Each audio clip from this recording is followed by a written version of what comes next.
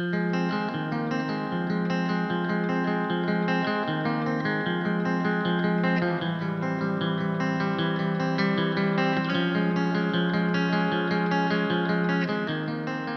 this is Kale Baldwin from Zero Tolerance Gluten-Free Homebrew Club, and today I have Alan Windhausen from Holidaily Brewing. Thank you for joining us today, Alan. Yeah, cheers. Cheers to you. We want to talk about Holidaily, and oh, I should have had a beer too. Um, but before we do that, I just wanted to talk about your, how you got to started brewing. Have you always brewed gluten-free beer? Tell us a little bit about your history and how you made it from starting brewing to Holidaily. Yeah, so I actually got my start in brewing back when I was in college. Um, I was going to school for chemistry pre-med with a minor in biology, and I had some friends that were homebrewing, and I helped them out a couple of times. But when I graduated from undergrad, I actually turned down medical school for probably the wrong reasons. And then took a year off to wait to see if I could get into the med school that I really wanted to get into. And during that time, started applying around, seeing what I could do that was focused on the sciences that I had gone to school for, that I loved so much. And I applied for the UC Davis beer program, the 1 year program that they have, and sent them my credentials. And they said, great, you're in. There's a 5 year wait list for matriculation. So I ended up not going to med school at all. I kind of bounced around here and there, got a teaching degree, traveled a bit, worked at a record store for a while, during all of which I was doing some home brewing, not a ton, but a little bit. And then I was teaching in rural Alaska when I got the email saying, hey, do you want to come to UC Davis next year? Your slot came up. And so I quit teaching pretty much right away and went and tried to find a job in brewing to get myself kind of prepared for going to brewing school. And I worked on the old mobile, a very small manual canning line in the basement of Windcoop Brewing in Denver for a little bit, which is a gluten full brewery.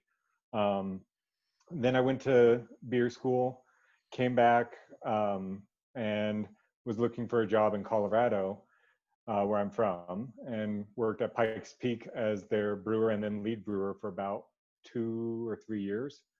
And then I had my first kid, my daughter, and was looking for a job that didn't require me to have an hour commute there, an hour commute back on top of a 10-hour brew day.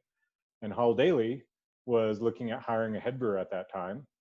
And having gotten into beer really because of my love of science, it seemed like it was a great opportunity for me to expand upon what it means to be a science-based brewer, given that so much of gluten-free brewing relies on a strong base of biology, that biology knowledge, in order to brew it in a cost-effective way, but also in a way that makes it taste really good.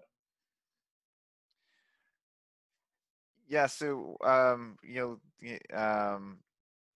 kind of spinning off from that, I was thinking, what's the most happiest part of the process for you? Like, is it brewing the beer? Is it throwing the hops in and smelling the hops? Is it the science behind it and making a recipe that uses a specific mashing regiment and nailing that style you're trying to create? What makes you most happy when you're brewing beer? The thing that I really like about beer as a career is the opportunity to share what I've learned and also learn a lot from the community. Um, I really just love the nitty gritty, what makes beer tick. And there's so much collaboration and partnership in brewing in general. And then also with the Homebrew Club, just the forums on Facebook, just how much people are willing to share what they've learned. And that is really what keeps me in this industry. I really love that aspect of continually learning, especially because there's an infinite amount to know about beer. So it's something that I can continually work on myself and get better at, but then share what I've learned along the way. And so the community is the thing that I love most about brewing. On a brew day, the thing I love most is when I get away from the brew house for like 30 minutes and I lose that nose blindness and then come back in and smell it again. Because when you're standing on the brew deck for 8 hours, you don't smell anything. And then somebody on a tour comes in and they're like, it smells great in here. And I'm like, yeah, I'm sure it does. So when I get out of the brew house for 30 minutes and come back and I get to smell that wonderful smell of fermentation and mashing and hops being added in the whirlpool, when I get to smell that, having stepped away from it for 30 minutes, that's pretty great. There's something that I remember brewing my first beer, and that first time you throw in the, pellet hops or a Mm-hmm. whole cone hops, and you get that smell. It's just Yeah. amazing, right? You're like, wow, this is so awesome, right? This is Mm-hmm. totally worth it spending all day in my garage doing this. Yeah. So you started out brewing barley beers Mm-hmm. and then moved to Holidaily and are focused on gluten-free beers now. So I I I know there's a lot of, I'd never brewed barley beers, but there's definitely a lot of differences procedurally and technically. So what was the biggest challenge for you, moving from the standard barley-based beers to the beers that you brew now? Yeah. For all of us on the production side of Holidaily, there's 5 of us that work production, making the beer, 4 full-time and 1 part-time canner. The 4 full-time people, all of us actually got our start in non-gluten-free beer, and we all are not on gluten-free diets. So for us, it's been a transition for the whole team. Um, and each of us have kind of come in at different points in Holidaily's existence. But for me in particular, it was learning um, what had been the original recipes that were being brewed, what were the flagship recipes, and why we were doing what we were doing. Realistically, though, from the boil onward, it's pretty much barley beer on a production scale. There's not a whole lot that's different. You just need to be monitoring things a little bit more carefully, like gravities, to make sure you don't have stalled fermentations if you're relying on enzymes for getting all of your sugars out. But yeah, really, it was just learning that first 3 hours again and going back to what makes beer beer and figuring out how to get the same extraction from non-barley grains. So just a question popped into my mind about, you come into a brewery that's already has these set flagship beers, Mm-hmm. and how do you feel about that as a brewer? Do you want to just like, take those beers and tweak the recipes? Do you want to just create your own recipes? And is it Yeah. hard to take on someone else's flagship creations and just kind of brew someone else's recipe, if you will? Yeah. It's never really been my dream to be a owner of a brewery. That is a whole skill set that I don't have, and it's a whole a mess of worries that I don't want to take on. Um, so I've never really had the opportunity to come in and be like, we're doing all my stuff and this is what I want to do. But that's also not really what I've wanted to do in beer. I got into beer, like I said, for the science of it. So I've really enjoyed seeing other people's recipes and learning from them, and then working with them to continually improve them.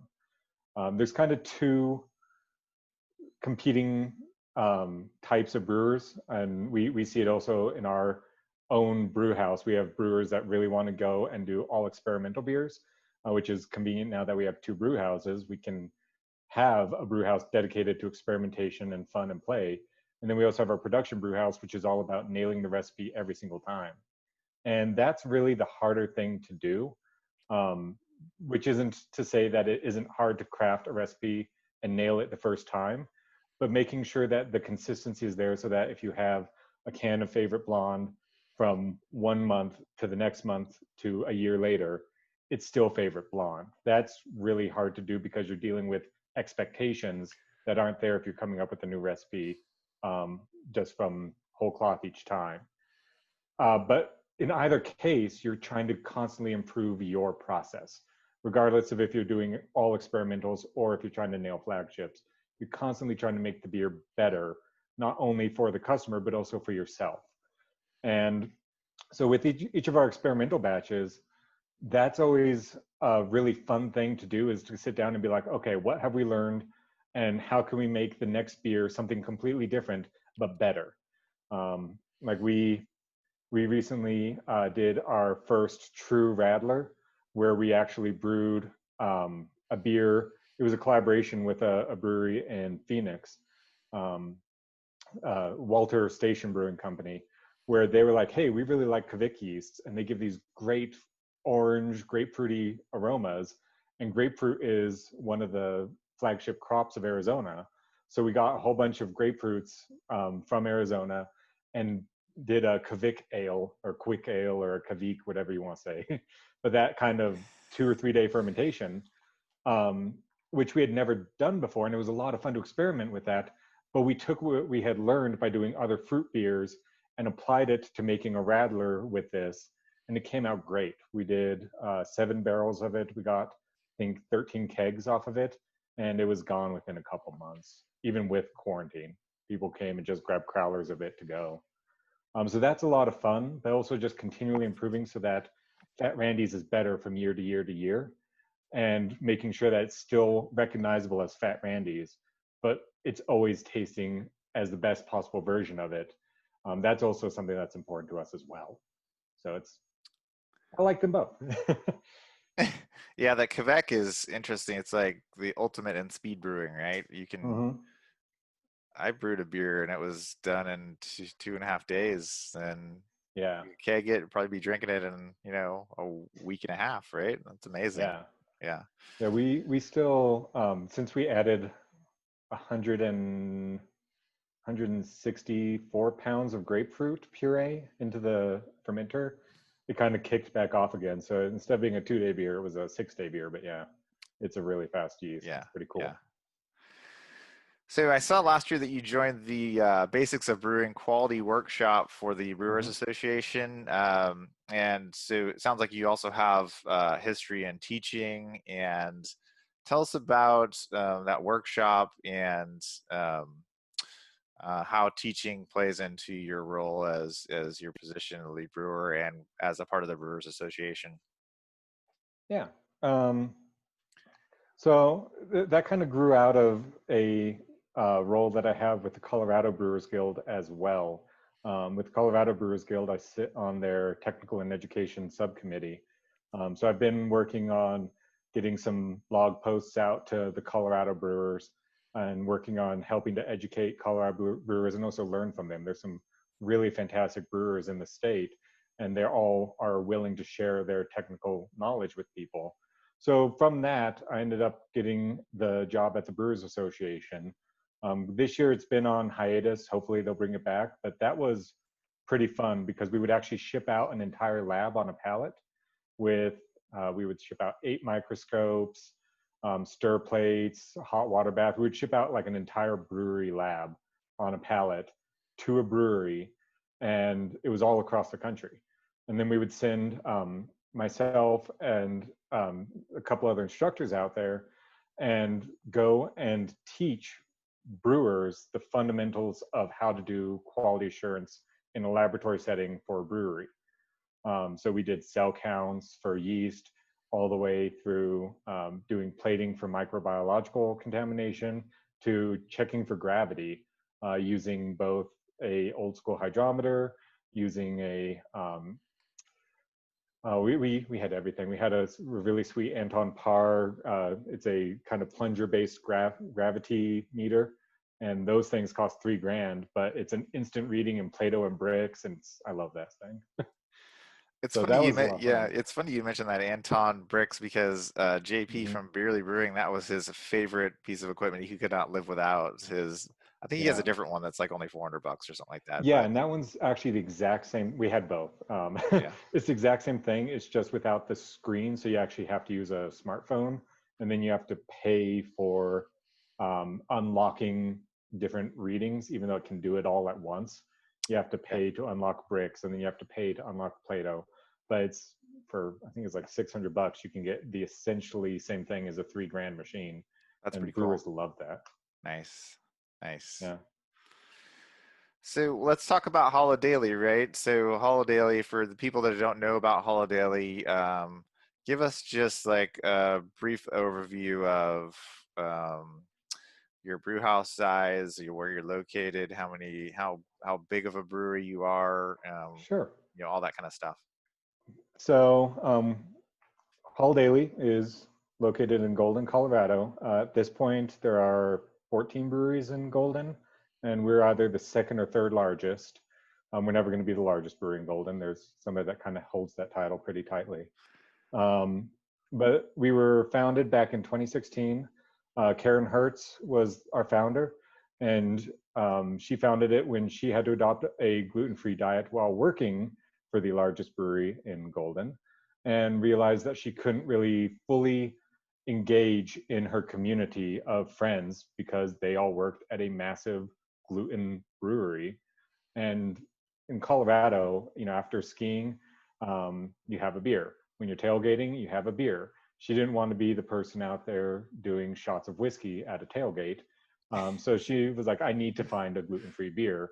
And she ended up working with a lot with Twyla at Grouse Malting, and also partnering with Colorado State University with their fermentation sciences program, and working to develop her style of craft beer. Um, she did that with Wayne Burns, our original head brewer, who now has his own brewery, and he does like exclusively 13% barley wines. And it's cool, but it's not Holidaily.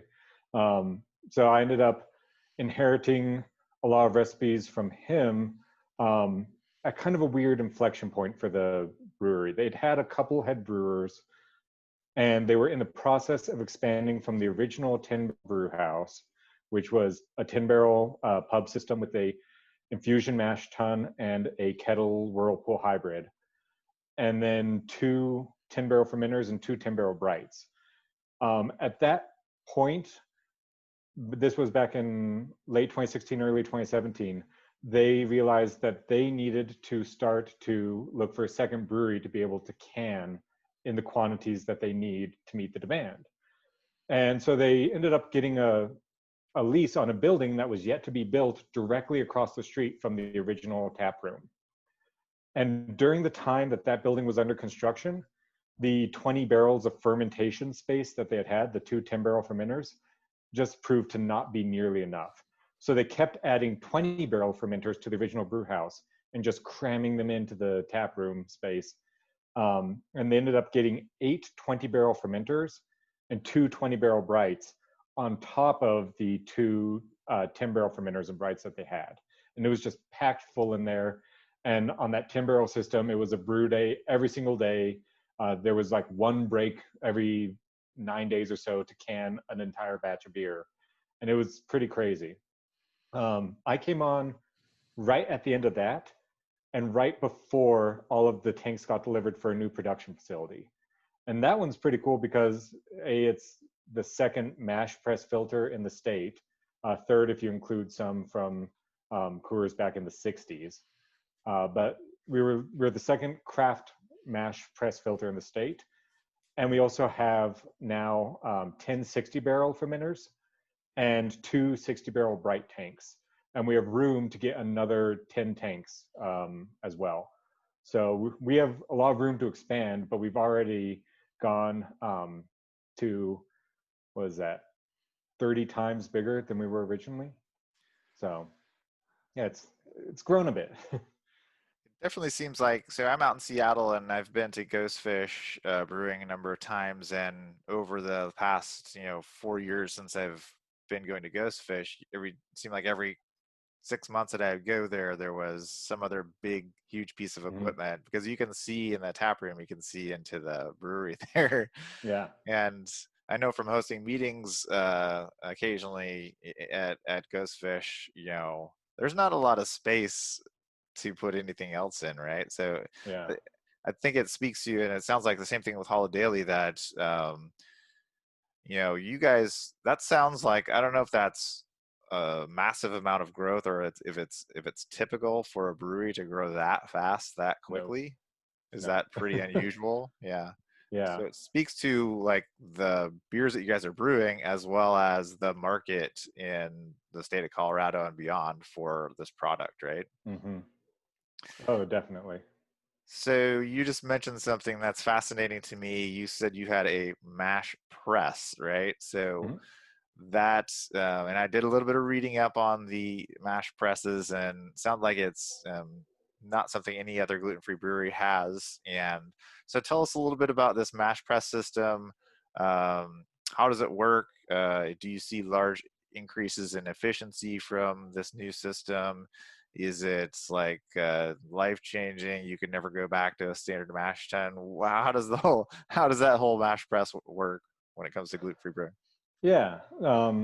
So the big difference in a mash press filter versus a traditional pub system or a German style lauter system is on those more traditional systems. What you're relying on is a kind of loose cracking of the grain, regardless of what grain it is.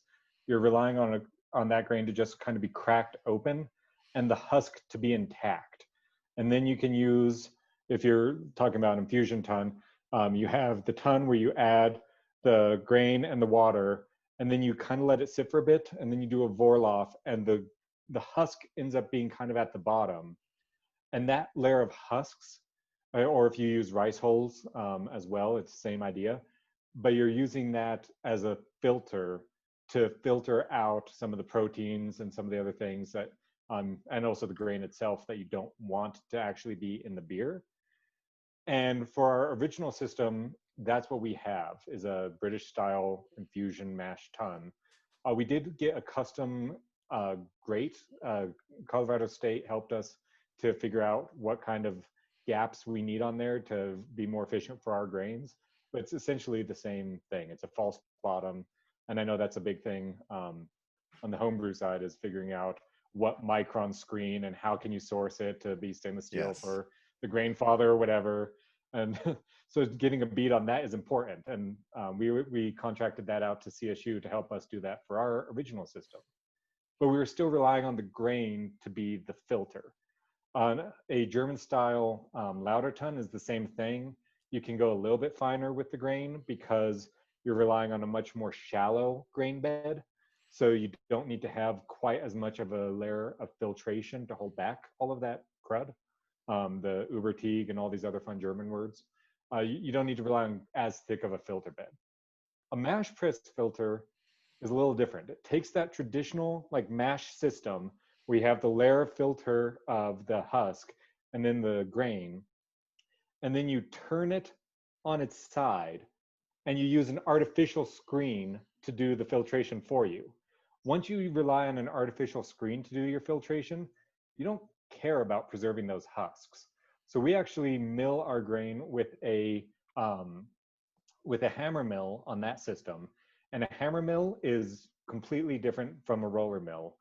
In a roller mill, you're just using two rollers and the grain goes down between it and it breaks open. On a hammer mill, you have an inlet or an infeed where the grain comes in, and then you have these hammers. They actually are really just like 4-inch long pieces of metal, and you have them hooked to a central axle. And I think our system has uh, 12 or 16 of these blades essentially hooked onto a central axle, and it spins at multi-thousand RPM and just powderizes the grain. It flings it out against a screen, and that screen size determines what's able to make it into your grist. And so we had to kind of find a compromised screen size for our buckwheat and our millet. But once we had that, we just basically hit go and it turns it to a very coarse flour. We mix that with water to create a slurry rather than a traditional mash like oatmeal thickness. This is a slurry. And that slurry is pumped into these chambers. And instead of being a single mash, it's 42 slices. We have 42 screens. It gets pumped in there. And on one side is that filter screen. And then the other side is an air bladder. And the air bladder's the press, the filter screen's the filter. So it's a mash, press, filter. And the filter screen is like a very thick trampoline cloth material. So there's no real risk of any grain getting through there. I mean, even when you're brewing barley on a mash press filter, you still turn the grain to this coarse powder. So it's a slurry that you just need to basically create a sieve to hold back the slurry. And so it's really good at getting every last drop out, particularly because you squeeze it. I'm used to, when you have spent grain, it being pretty wet. It's still being about 15 to 20% moisture. We squeeze every last drop out. And so we end up getting, I think, like 4 or 5% moisture, which is about what you would expect from a malt. So yeah, and because we're squeezing every last drop out, and because we're grinding the grain to a much finer powder, we actually are able to get more from the grain. And the grind is really important to that.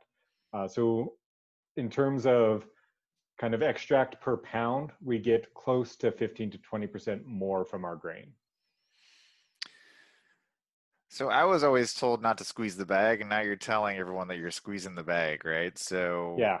uh, so do you talk to us about astringency and I know a lot of the common folklore or you at Mhm. the forums for brewing beer and they say if you're BIAB don't squeeze the bag, you're gonna create these astringent flavors and bad flavors in your beer. Do you find that to be the case, or do you find that to just be a total myth?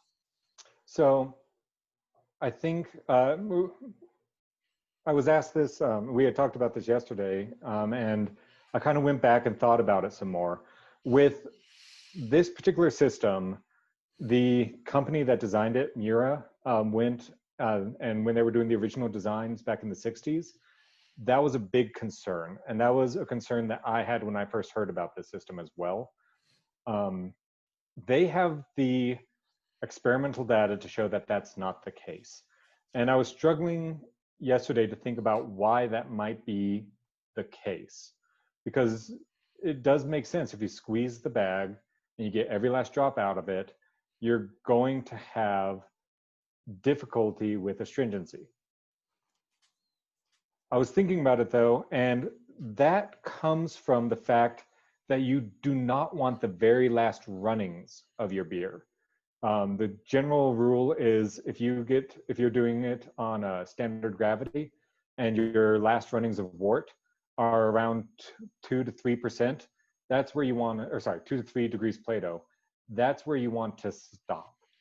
Um, you don't really want to get down to the 1 Plato range because that's when you start to have the water be dilute enough that is pulling the astringent qualities from the husks. When there's a lot of sugar in the wort, you tend not to get the same ability of the water to extract those astringent characters. And even though we are getting every last drop out of this, we also have it dialed in so that our last runnings with that squeeze are still around 2 or 3 Plato. So we don't over sparge, which is also where you get astringency, is if you over sparge, you'll get astringency regardless of if you squeeze the bag or not. And so we don't over sparge, and we're leaving a little bit of sugar back, but because the grain was so finely ground, a lot of the stuff that was just inaccessible on our old system became accessible. And so we still get that increase of efficiency without having to go all the way down to the very last runnings of 1 degree Plato. Nice. So you're milling the grain so fine that you're able to extract more sugars than you would be if you did a standard, roller mill or something like that. Nice. Yeah. Exactly. Yeah, and Nice. then just making sure that you don't drop your last runnings going into your kettle too low. That's where you get astringency, and that's the same on either system. We don't drop it that low. you've had experience with scaling up other breweries. Pikes Peak, I'd read about you being a part of scaling up that brewery, and then Mhm. so you had also been a part, obviously, of scaling up the Holidaily brewing, and that sounds like it's continuing today. So, do you have any general rules for that brewers would want to follow to scale up in a brewery?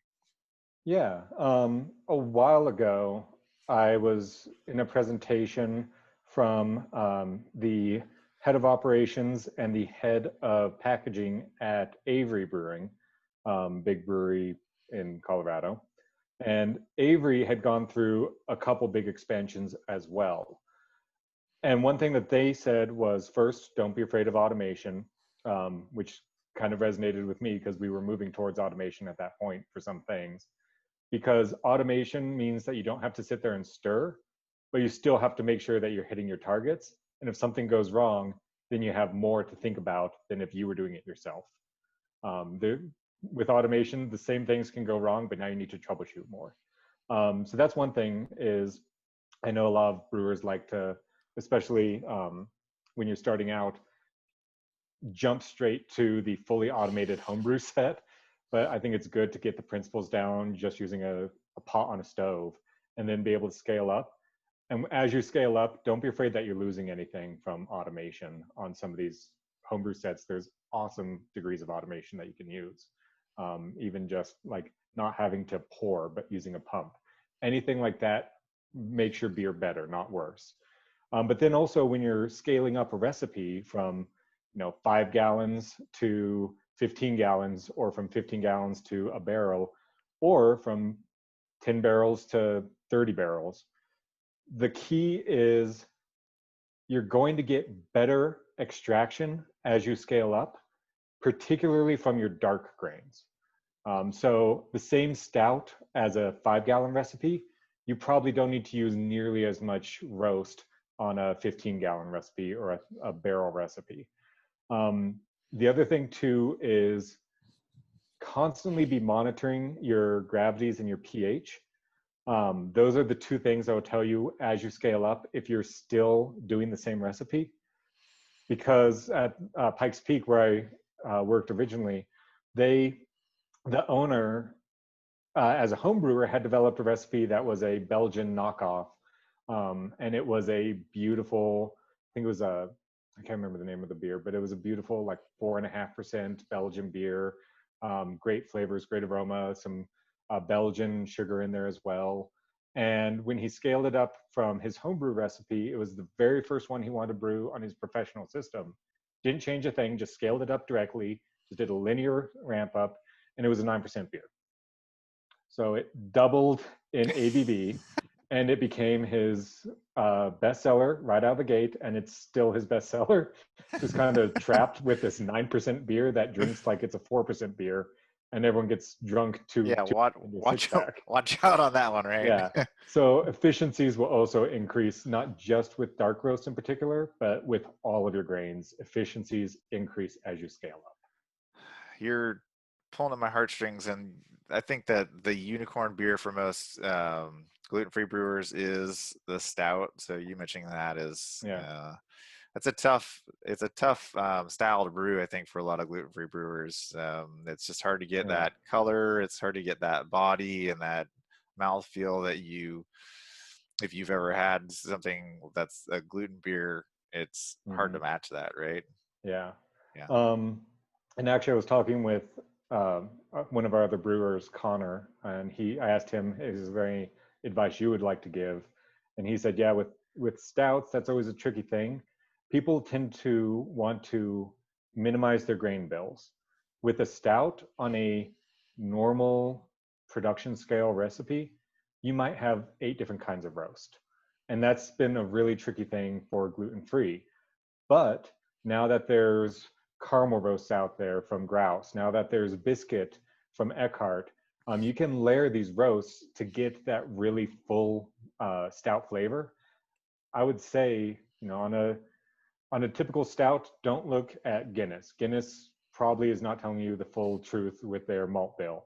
Um, Yeah. Look at some of the other professional ones that have been released, and they'll have 60 to 70% base malt, and then 30% will be, 6 to 8 different kinds of roasts with less of the really dark stuff and more of these kind of mid-range ones.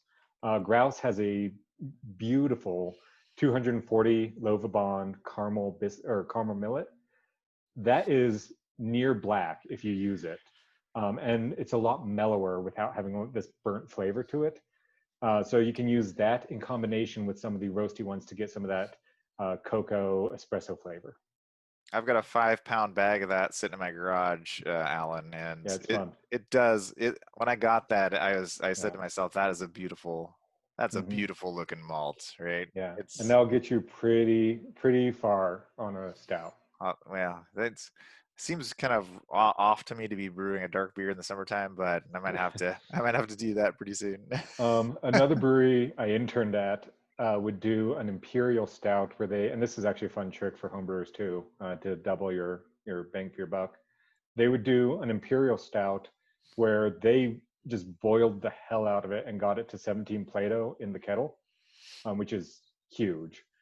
But it was they would cut the first, or they would cut the mash, and about, 2/3 of the way through they would cut it and just take the most strong runnings, and then they would take the last half or third and just save that for another day, and then boil that separately, and then they would release the imperial stout after aging it in barrels for 18 months. But the small stout they called a summer session stout, it was a 3.5% stout that came out in June. Nice. So Oh yeah, yeah, perfect summer stout, right? Nice, exactly, yeah. nice. They called it a rain delay, which was a fun. Eh, so I want to touch on a couple technical things, the things that we see commonly on the Homebrew Club and the Zero Tolerance Facebook page where a lot of the conversation happens, and that's the common things like mashing, Hmm. enzymes, yeast. So we can start with enzymes because I know that you've given presentations. I think you had what was it called? Practical enzymatic brewing presentation that you Yeah. gave a while back. So tell us about like how your philosophy on enzyme use with the brews that you do today. You can go into however much detail you want in terms of what you do or do not use. I know that it's definitely a big subject within our homebrew club. Yeah. So with enzymes, first, you pretty much need to be using enzymes with gluten-free brewing.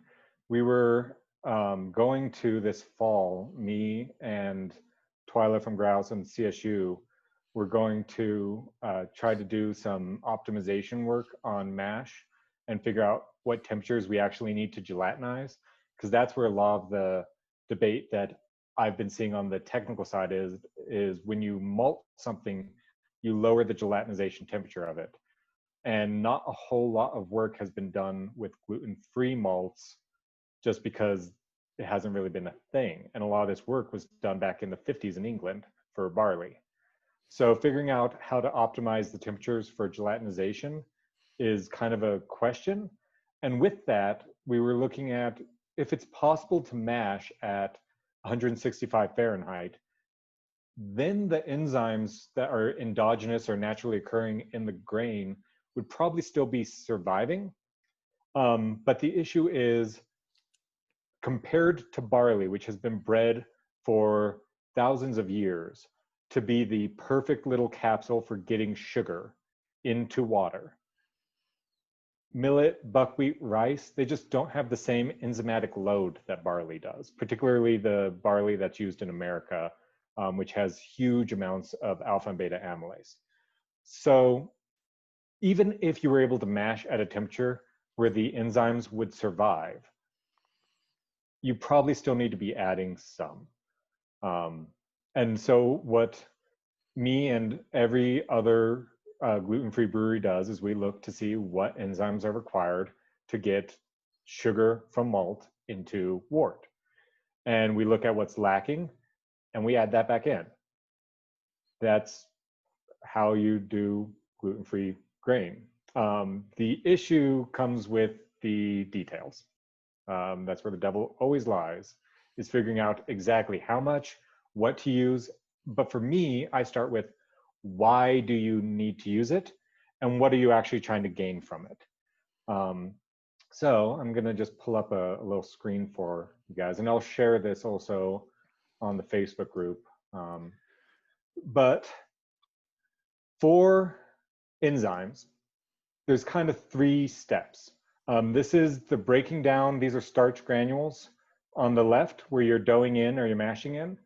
And by the way, these colors here are what, if you're doing an iodine test, what color the iodine should be sitting on top of your mash. But these are the starch granules. At first, you're just trying to get those starch granules to be out of the grains and into the solution.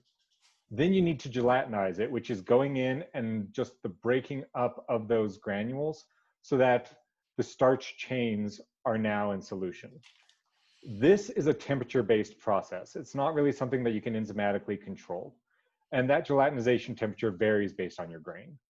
From there, you need to do the liquefaction. And liquefaction is just making it so that these are not solids clogging up the water, but they're solids dissolved into the water.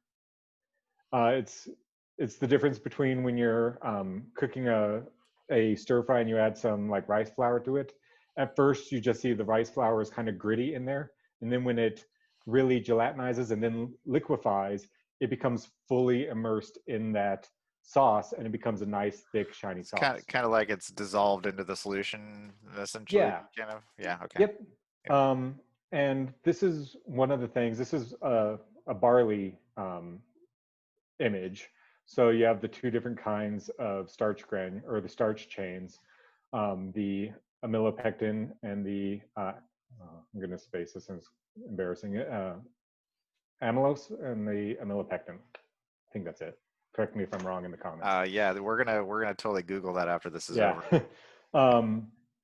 But you have these 2 different chains, and the ratio of chained to unchained is very different based on your on the grain that you're using. And that's one reason that we actually stick with millet and buckwheat, is because we feel like we've gotten a really good handle on how to do the second step of liquefaction with those grains. I know rice has some trickier things to it. And so we just, partially with our proximity to grouse being an hour and a half away, we've kind of stuck with this, even though we do want to experiment more and just figure out what the limits of gluten-free brewing are.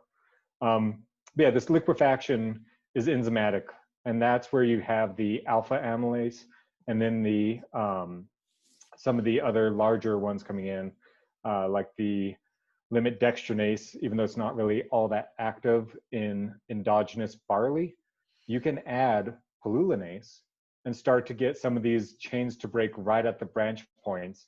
So then when you add more alpha amylase, you can start to break it down finer and not have so many of these limit dextrins at the end. The limit dextrin is anywhere where there's a branch that the alpha and beta amylase, if it's present, just can't get to, or the glucoamylase, if you're using that as an exogenous enzyme. They just can't get to that branch. And that's where a lot of the body comes from, is having all these branch points that the enzymes can't get to. Then you have these kind of thick sugars that make it all the way through the beer. The saccharification is the final step, and that's also enzymatic. And that's where you're mainly relying on the amylases to break it down. So that's kind of an overview of what you're trying to do with enzymes in a mash. And then the question is, what exactly do you need in order to get there? And for the saccharification, you need amylase, beta amylase, if you can get it. You can get beta amylase, but it's actually commercial beta amylase is derived from barley. So probably not the best idea for gluten-free beer. But you can also get fungal alpha amylase, which is basically beta amylase. It doesn't function like alpha amylase, it functions like beta amylase. And that's where you get some maltose chains coming in. But even if you're using glucoamylase or something like that, because it's kind of random, you're still going to have some glucose in there. But regardless of if you have glucose or maltose, if you have maltose, great, the yeast will eat it. If you have too much glucose, then you might have the yeast eat all of the glucose and none of the maltose. And that's where you can get stalled fermentations. I think that's actually where some of the stalled fermentations I see on the forums come in, is using glucoamylase and having too much glucose and then just some maltose that was left behind that it couldn't fully clean up. The yeast will stop eating after it has a certain amount of glucose, and it's about 25% of the solution. If it's glucose, it won't eat maltose. It's called Interesting. glucose suppression. So anyway, that's one kind of side of it. Another side, let me switch to a different screen. The other side is there's a lot of talk currently about Ondea Pro. And I think that that has a lot of application in unlocking some of the things you need from rice in particular, but also other grains that we haven't necessarily tried fully because they haven't been able to be fully processed by the, I hesitate to say traditional gluten-free process because it's 15, 20 years old. But because Ondea Pro wasn't really on the scene as a solution, we haven't really looked at some other grains that might be able to be unlocked by Ondea Pro. The problem with Ondea Pro is this is a barley kernel. These are all, sorry, let me stop using my mouse. These are all of the enzymes that are released as a barley kernel is malting. And one of the things that's not really mentioned on this particular slide is limit dextrinase, which is one of those ones that goes in and breaks up the branches. The problem with Ondea Pro for me on the commercial scale is it contains all of these enzymes here in the middle. And that's really a Mack truck when I'm looking for a scalpel.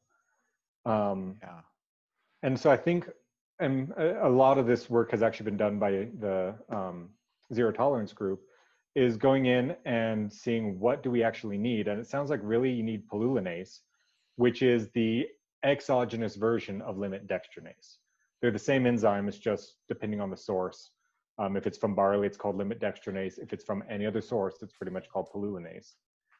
You can get that by itself. And so that's where I think some of the work needs to be done, particularly on the commercial side, because Ondea Pro is very expensive. And it's expensive because it does a great job of fully mimicking the malting process for raw grains. Yeah, because the whole purpose of the existence of Ondea Pro, isn't it, for brewers using unmalted barley Yeah. and basically supplying all those enzymes that you would have gotten in the malting process without going through that whole process, right? Yes. Yeah. And one of the big ones in there is protease. And gluten-free brewers already have enough issue with body and head retention, and you need proteins for that. That using Ondea Pro, having that protease, it seems like you might be gaining one thing, but you might be losing another. And so that's where you can have that issue. But it also contains the things that put those proteins into solution. So it's really, you're on a knife's edge of, am I letting it sit on the enzyme long enough to get those proteins in solution to have the body and head retention? Or if I go 5, 10, 20 minutes longer, do I all of a sudden have a very thin beer with no head?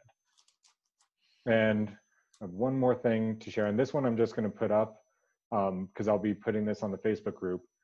This is pretty much all of the enzymes that you can get exogenously, commercially or otherwise. And Ondea Pro is a mixture of most of these. You can also get other ones. You can find ones that are called like solubilase enzymes, and they might be a mixture of various like beta glucanase and proteases and xylanases. So when you order an exogenous enzyme, you might be getting a pure enzyme or a blend. And particularly enzymes that were developed back 20, 30, 40 years ago, those are going to be, hey, we got this enzyme from this fungus or bacteria. It's probably a blend, but it does a really good job of mimicking alpha amylase. So it might be sold as an alpha amylase, even though it's technically a blend. So it's important, particularly if you're moving from home brewing to contract brewing or professional brewing, to know your enzyme sources and what their side functions might be. So I'll just have this chart here, and I'll be posting it later because it's, I think, pretty comprehensive chart. Yeah, no, this is great. Thank you. Yeah. Um, so in relation to the enzymes, right? The obvious next topic would be mashing, right? So from a Mm-hmm. mashing perspective, from what you do at Holidaily, is it do you typically um, customize that for each beer style that you do? Is there equipment limitations with maybe your system where you can only do falling temperatures? Are you able to do whatever you want with your new fancy mash press? What do you do now, and what has been done in the past at Holidaily for mashing? Sure. So we actually still have the original brew house, and that's our pilot system. It's fun to think about a 10-barrel infusion pub system as a pilot system, but it is. And we still have we have 10 taps on, but on our production facility with the mash press, we have to brew 60 barrels of beer, or at the very minimum, I think 45. So if it's not going in a can, it's not being brewed on that system, which means we have to be brewing, 6 beers to fill those taps. So we're still doing a lot of experimentation on that original system.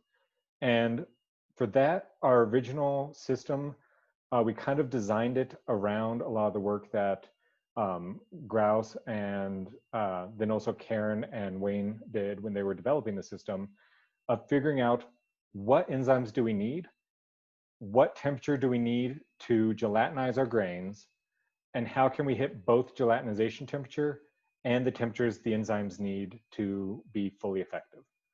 So our mash regime over there, we have no temperature control. So we know that we have to at least hit gelatinization temperature at the start. And then as it cools down, we add the enzymes based on the temperature at which they are most functional. So that's pretty much that. It's not really a reverse step. It's not really doing a reverse decoction. It's just, we have to hit these temperatures, so we let it cool down. And that takes, we have 2 or 3 mash steps, and that takes like 3 hours. From that, you can get pretty much any style of beer you want. You just need to be careful about your timing and what enzymes you add when, and the grains that you're using, and particularly the yeast that you're using, because a lot of beer style comes from yeast. So that's kind of our original setup, and we still do that 2 to 3 times a month. On our mash press, it's a little different.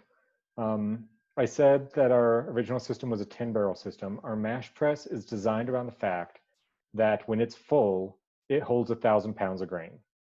That 1,000 pounds of grain is all it will ever hold. So depending on how much sparge water we use, how much strike water we use, that's where we can figure out, is this going to be a light beer or a light beer or a strong beer? If we have a really thin mash and use a lot of sparge water, we'll have a light beer. If we have a really, really concentrated mash and barely sparge at all, we'll have a really strong beer. And with that, we also have the benefit of there's an agitator in the bottom, because it's not really a traditional mash, but more of a slurry. We basically just have this giant propeller in the bottom, and it's just constantly blending it. And that means that it's constantly being stirred, which means that the enzymes are more effective, because enzymes need to actually physically bond with something in order to have an effect. So we can reduce the amount of time that we're mashing, and we can also control the temperature by adding cold water or injecting steam into the mash to heat it up.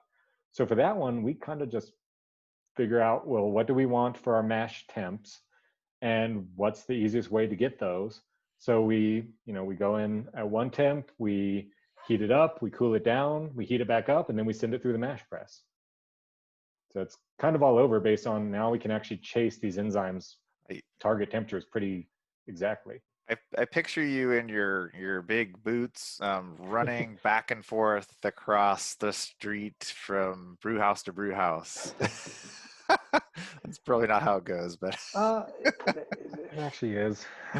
um, we schedule the brew days on separate days, but all of the now that we have the brand new facility with a big walk-in cooler and freezers for the hops, everything's at the big system. So whenever we brew on the small system, we do end up having to like take everything over in the morning, go back and forth for hops 2 or 3 times because we want to keep them cool. Then, yeah, we also go back and forth with all of our testing equipment to go in there and grab gravities and pH and all that. And then if we take yeah. kegs, we bring the forklift. It sounds like me running back and forth between my shed and my garage like Yep. 100 times. Like, oops, I forgot this. Oops, I forgot that. Oops, oops, Yeah. oops. There's particularly when we're like, oh, shoot, I forgot to grab the hydrometers. Oh, like, yeah, you do have to run back and forth a Yeah. lot. I wanted to get your take on for a lot of breweries, their goal is to emulate barley beer styles, Mm-hmm. right? And that's a big thing. I mean, even in the homebrew community, a lot of people came from drinking those beers, and that's all they know. And so, hey, I want to drink a beer like I had before I had celiac disease or whatever. Mm-hmm. But I feel like there's a space within gluten-free brewing to create all sorts of unique, maybe new styles that aren't even out there today. What's your take on, well, for Holidaily, are you guys focused on mainly kind of emulating those barley beers, but do you see a space within gluten-free brewing for something completely unique? So, kind of yes to everything. For us, because our production team, if we want to go and we're like, hey, we want to try to make a we're actually doing this as a collaboration with a brewery in Colorado in a couple months. We want to make a pastry stout. We can go and taste commercial examples of pastry stout, which is I think a benefit, but it also means that we are now tasting these things and we know what the current scene is, which on the other hand kind of limits us because we are putting on a blinder of this is the beer style. And that's something that is particularly with all of the openness to enzymes in gluten-free brewing. I don't know if this has really resonated in this particular group, but outside of gluten-free brewing, a lot of brewers are very resistant to enzymes, a huge resistance to it. Um, and that's not something that we really see in this group. And that means that we are able to play with a lot of different things.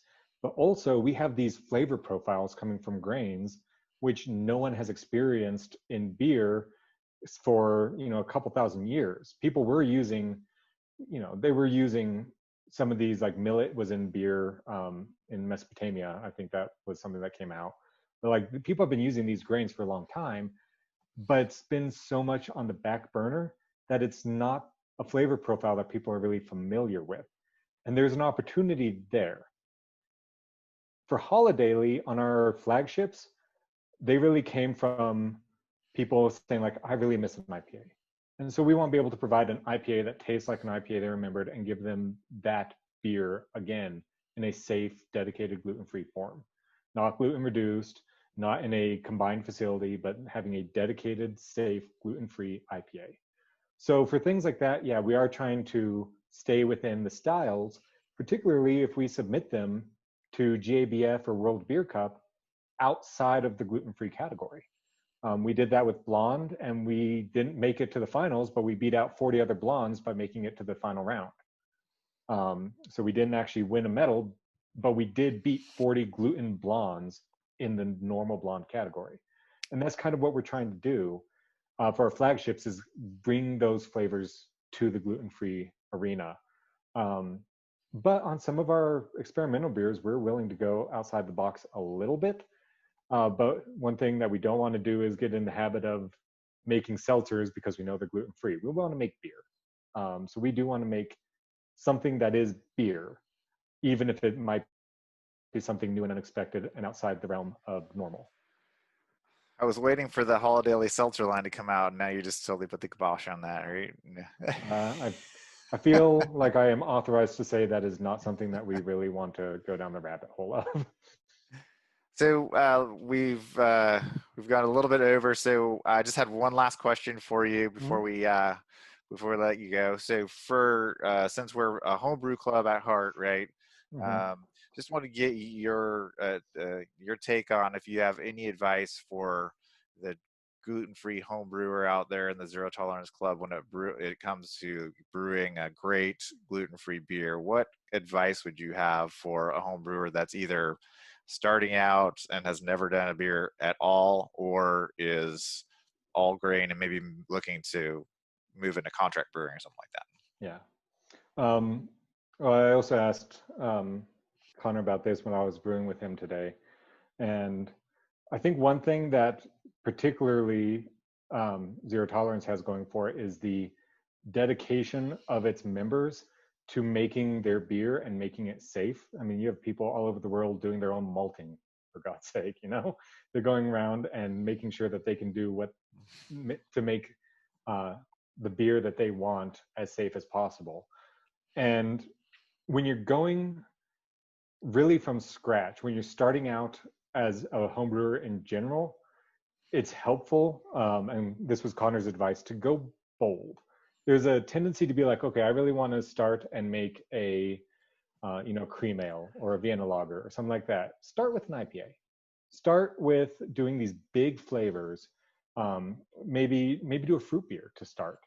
Add a lot of coriander and do a Belgian. Add a lot of orange peel, because when you go bold, it makes your beer, like for your very first batch, it makes it something that you're willing to drink because it doesn't necessarily enhance all of the off flavors.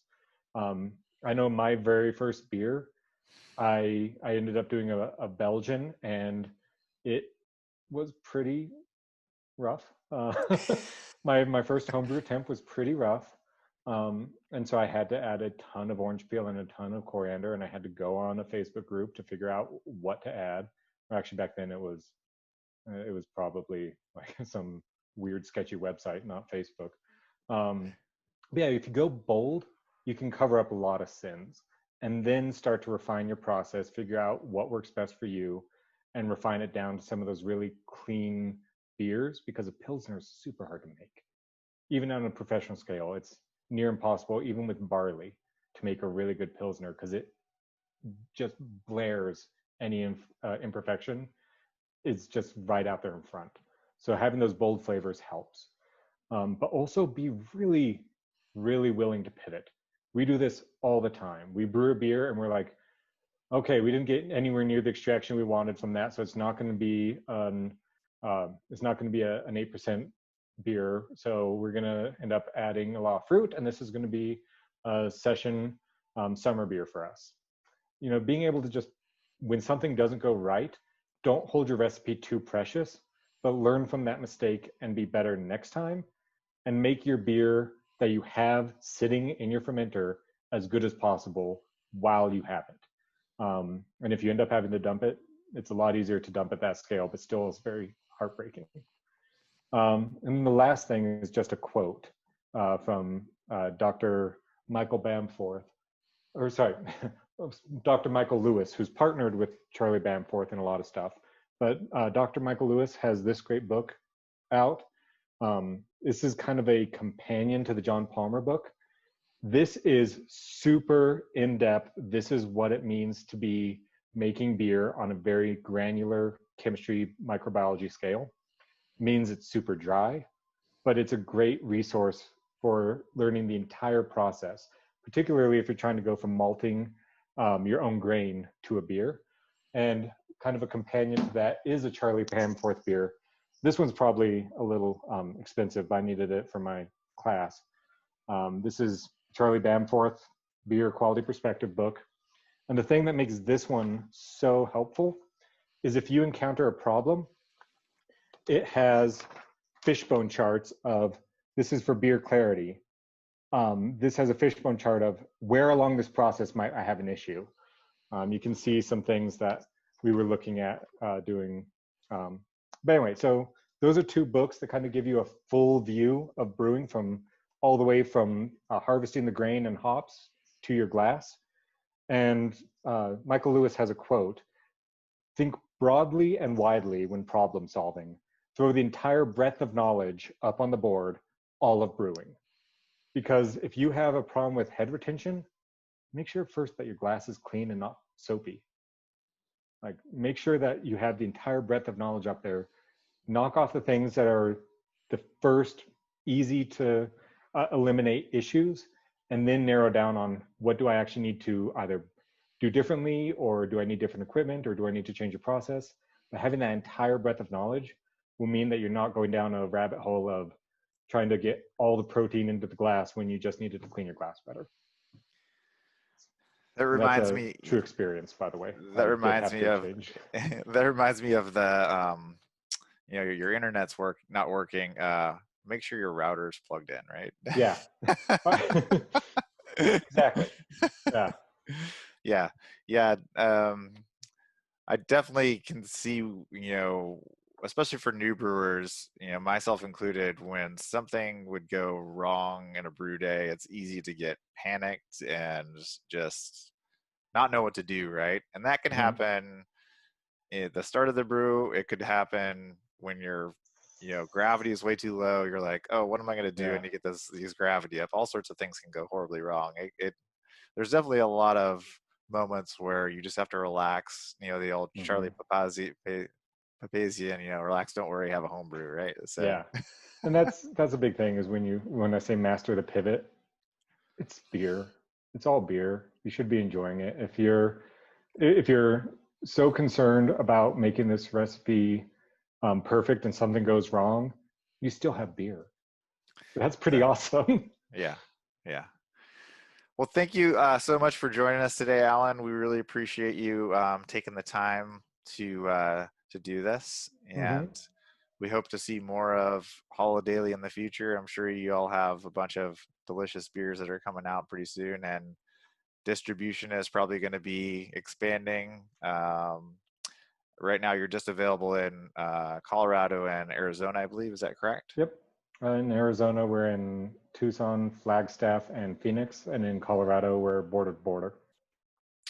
Great. Thank you so much. And I just want everyone to remember out there, no barley, no wheat, no rye, no problem. Thank you for this. It's been a lot of fun.